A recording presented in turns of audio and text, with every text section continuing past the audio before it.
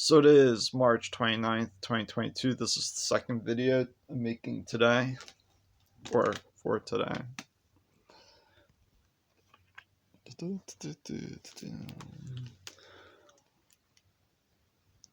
This is the second time I'm making Acai-Goji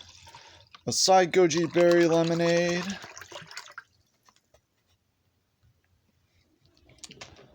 This morning I had shared 50% of it,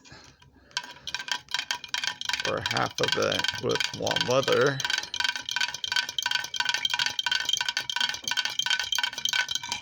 She buys this seltzer with aspartame in it, which is an artificial sweetener in it. She's been having migraine headaches more recently. Later on in the evening, she had told me about her having a migraine headache, and I said it's probably because you're drinking that seltzer with aspartame in the ingredient list. I used to drink a sports drink that had aspartame as the artificial sweetener like 20 years ago. Later on I found out that it can cause stuff like migraine headaches, like monosodium glutamate. Monosodium glutamate is a flavor enhancer that could be put in like recipes or, processed food items. But when it comes to beverages and sweeteners, or just to make things sweeter, the artificial sweeteners that can cause migraine headaches, similar to, let's say, the flavor enhancers of like monosodium glutamate. I don't know if that monosodium glutamate being a flavor enhancer can cause migraine headaches, just like the artificial sweeteners similar to aspartame, sucrose, sucralose, within that territory.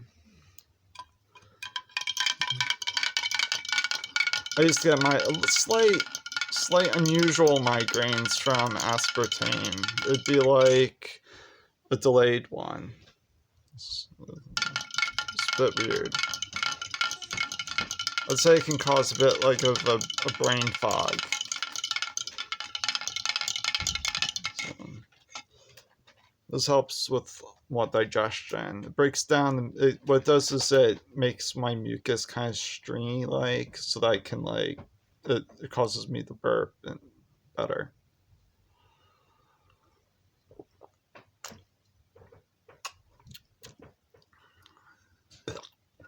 Because the naturally occurring iodine in the acai berry, I use 2/3 of a level teaspoon worth in there, of a 1-to-1 ratio respectively with the goji berry powder. That is, I measure the same amount, 2/3 of a teaspoon. 1 lemon juiced, a lemon the size of, let's say, a golf ball or a ping pong ball, but slightly larger than that.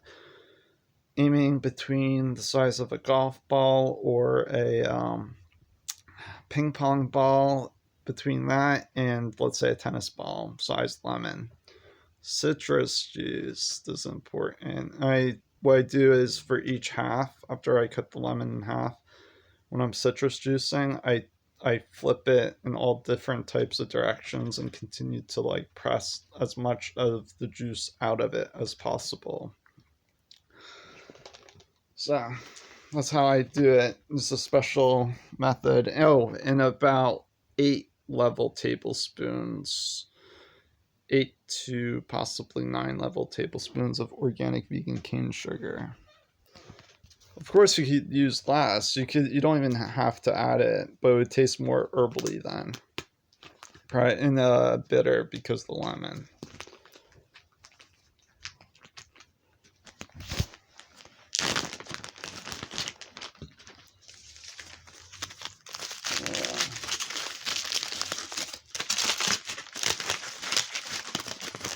Got this. Last night I had the other half of the second sandwich I made yesterday. Put a little ketchup on the plate and I was dipping it in it. It's pretty good.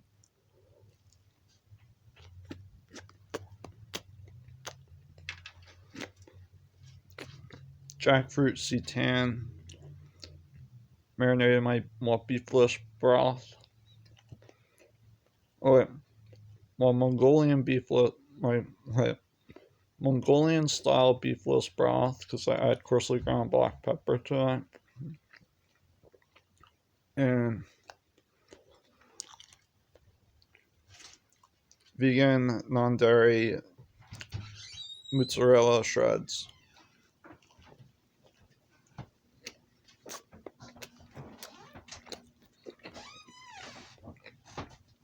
It's pretty good with the ketchup the second day around.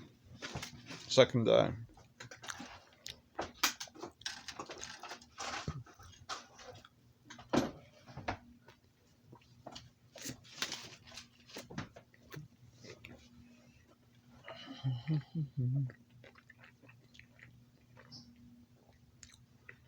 It's really good.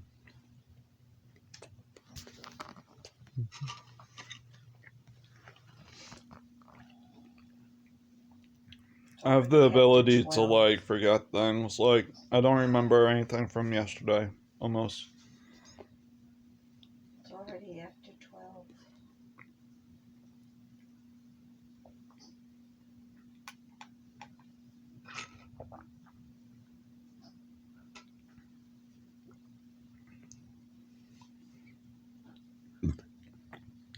Well, except the sandwich is eating it.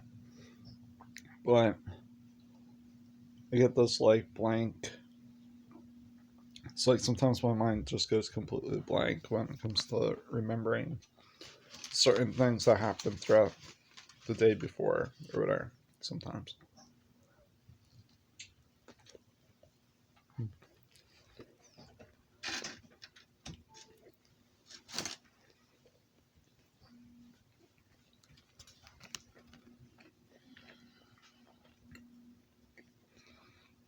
I used to have a difficult time forgetting things. Not well. I developed a better way.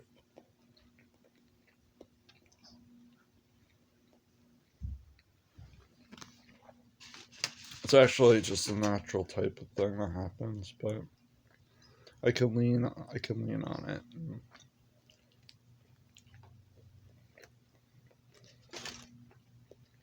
Like if I want to forget something, I could probably just like not even. It's where I don't.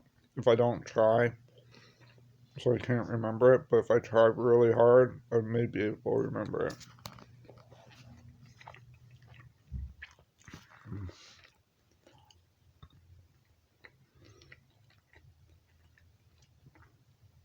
This camera.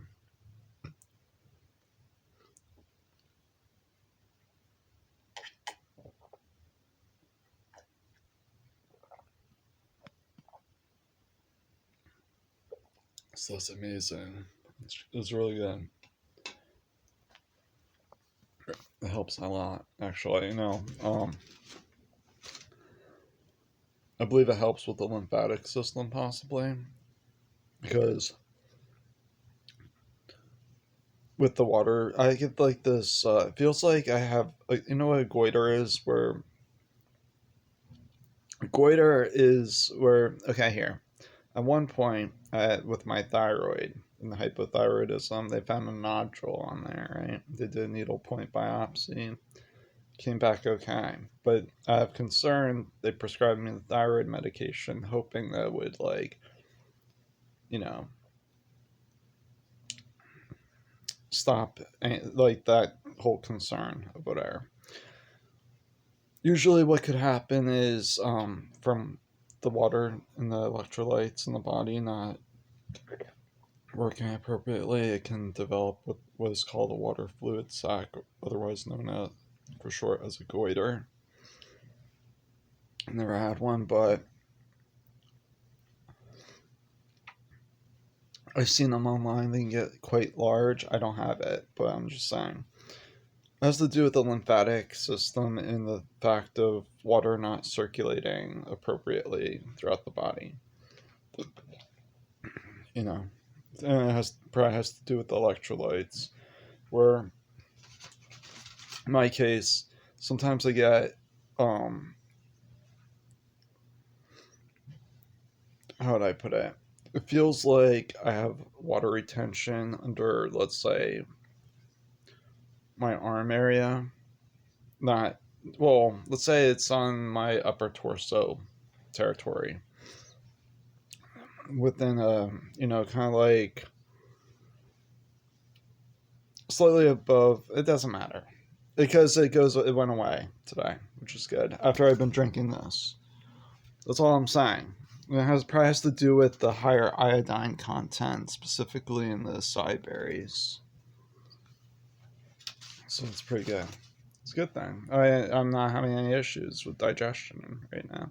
This morning I had a little indigestion, but that was. I'm trying to think of what was the issue with that. I don't know.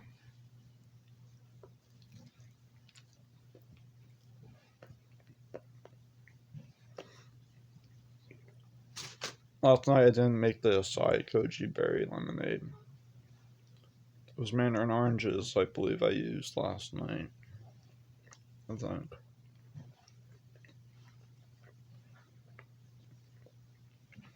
This works better when it comes to digestion, but I still do need the mandarin oranges for the B6 every now and then. Because I do I do notice when I need to replenish the B6, and right now I don't feel like I need to replenish the B6. I'm okay with just this. With this drink helps with the digestion better. It's good enough, you know what I mean?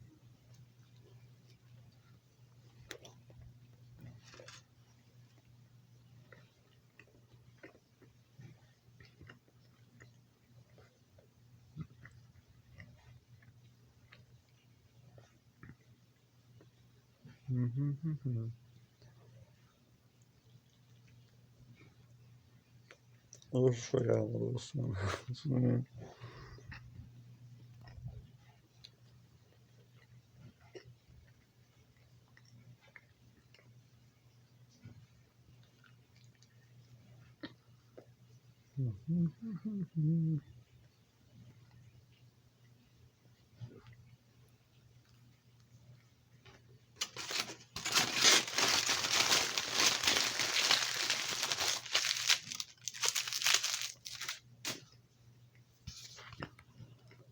I have trouble digesting wheat gluten usually.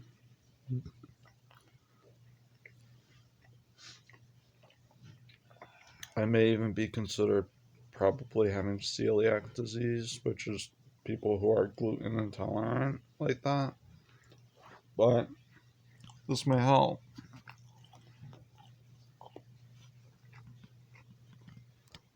Now, I do have a few vegan recipe books that have things like where there are parents with children who have, let's say, autism, where they have their kids have trouble digesting certain things like they have to eat buckwheat instead of regular wheat because they have, let's say, gluten intolerance, like celiac disease or something, or they themselves have it.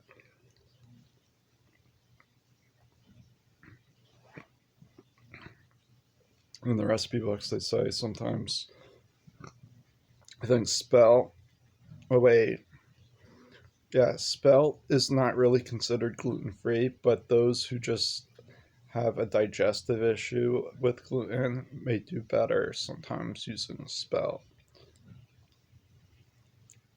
But if they have a different type of gluten issue, like a brain allergy or something to it, or if the gluten crosses the blood brain barrier, they could still have a symptom for those who have that. And so, who are susceptible to that specific type of thing, where Spelt wouldn't be a good option. They say that type of thing, like but in regards to those with just trouble digesting gluten or foods with glutinous ingredients, they say Spelt may help. They may be able to, even though it's not gluten free.